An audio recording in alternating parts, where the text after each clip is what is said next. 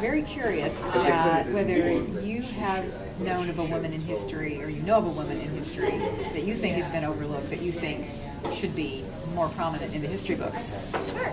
So Matilda Joslyn Gage was written out of history by both men and women.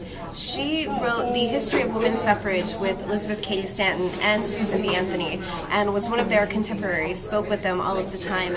Yet at the end of her life, she threw her lot in with the Native Americans and with queer people, and became very controversial for her advocating for women's rights across the racial and sexuality spheres. And so she was for a long time not known. Then a wonderful woman named Sally Roche Wagner discovered her papers in history and actually bought her home in Fayetteville, New York, and turned it into the Matilda Joslyn Gage Foundation, which will share her legacy of advocating for both race and sex rights at the same time. So, as I recall, she was also the mother-in-law of L. Frank Baum. Yes. And for those of us who are Wizard of Oz fans and freaks, it's good to know that many of her ideas actually made their way into the Wizard of Oz. So the Wizard of Oz books hold opportunity for us to reread them.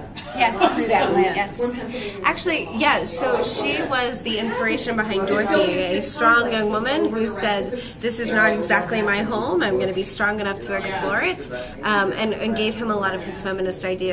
She was also one of the first American feminists to speak out against domestic and international sex trafficking, which was a feminist issue that was ignored from her time period of the first wave until the second wave, and her words still resonate today on the issue of sex trafficking.